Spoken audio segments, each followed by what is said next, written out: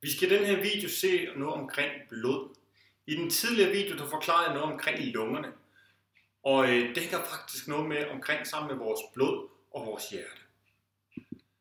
Du har måske tænkt over, hvad er måske blod? Og du måske oplevet, at du har blødt. Har du nogensinde tænkt over, hvorfor du bløder og hvorfor det stopper igen? Og har du måske tænkt over, hvorfor det er, vi har brug for blod overhovedet her i kroppen? Det er nogle af de spørgsmål, vi skal prøve, så vi kan få besvaret i den her video.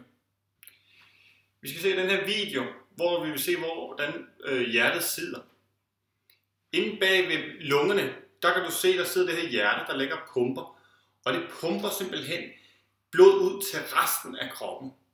Og et hjerte har en størrelse på din egen knytnæve, hvis du knytter din hånd, så er dit hjerte faktisk så stort. Og det vil sige, at der også er forskel på, hvor stort dit hjerte er, og hvor stort dit far og din mors hjerte er. Her er der et billede, der viser, hvordan hjertet det egentlig ser ud, og hvad det egentlig gør. Som du kan se her, så er hjertet herinde, og der er en masse røde, og der er nogle blå blodårer. Og dit blod, det løber simpelthen i de her rør. Det vil sige, at blodet det er ikke bare over det hele, men det løber faktisk i nogle rør ud igennem i din krop. De røde blodårer, som der løber ud her, det er faktisk det, der bliver pumpet ud af. Hvor at de blå, det er faktisk blod, der kommer tilbage til dit hjerte. Og det dit hjerte simpelthen gør, det er, at den modtager det ilt, som vi lærte i den sidste video om. Du modtager noget ilt ind igennem her.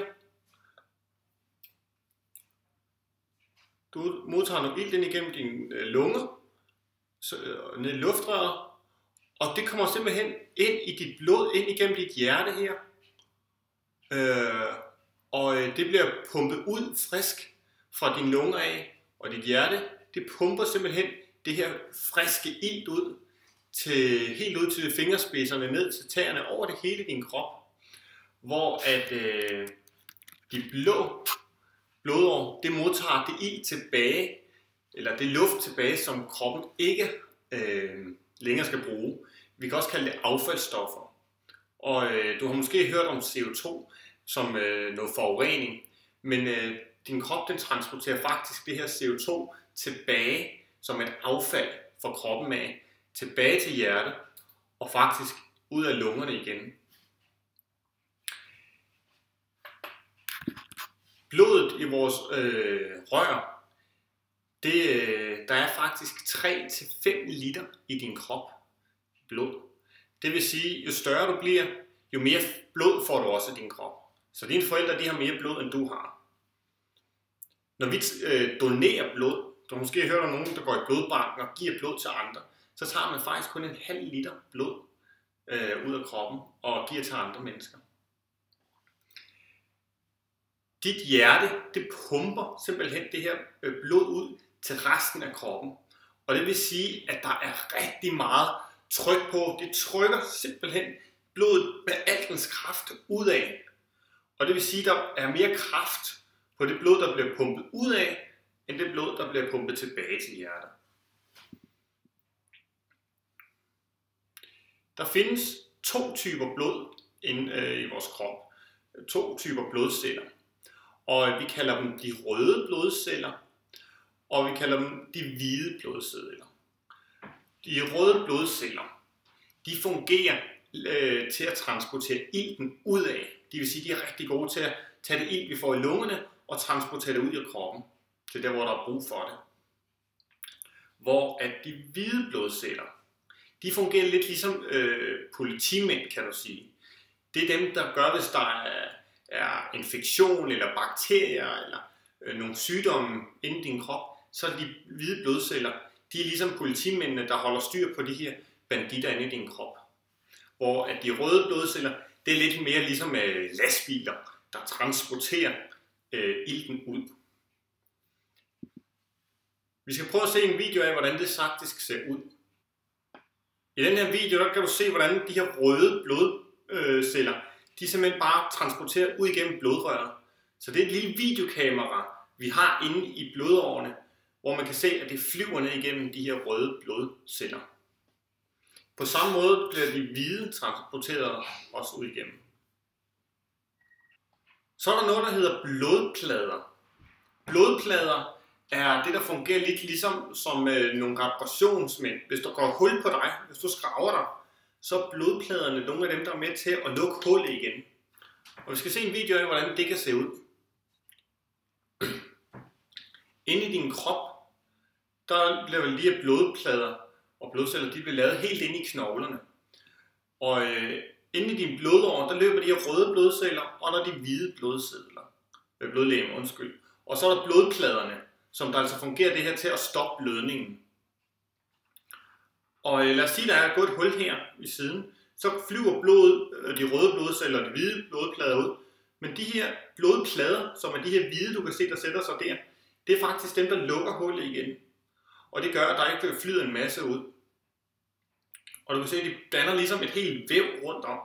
Og det er faktisk det, der sker, hvis du slår dig, så er det faktisk det, blodpladerne, som der lukker hullet igen. Man har normalt mellem 150 og 350.000 blodplader per mikroliter i dit blod.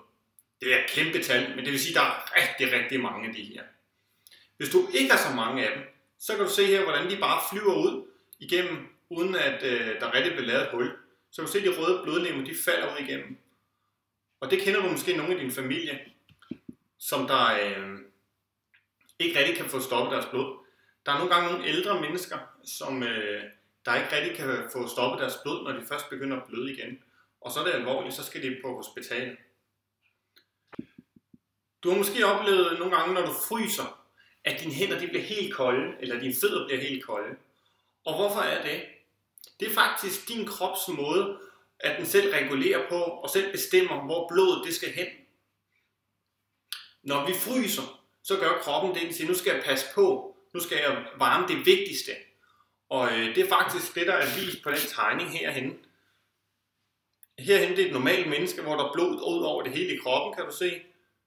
Men hvor, at når den får det koldt, så sørger den for at holde meget blod inde omkring midten af kroppen.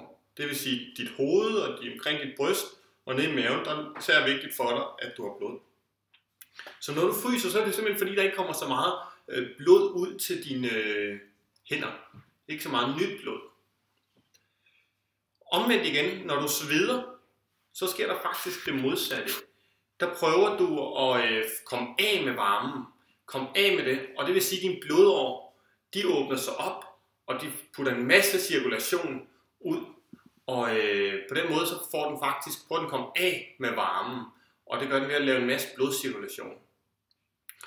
Du har måske oplevet, at du er ude og løbe, og så når du stadig stopper med at løbe, så vil din krop stadigvæk prøve at komme af med varmen.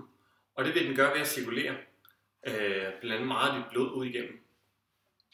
På den tegning, der er herhenne til højre, der kan du se, der hvor det er mest rødt, det er der, hvor den vil prøve at komme mest af med varmen. Og der hvor der er gult, der prøver den ikke lige så meget at komme af med varmen.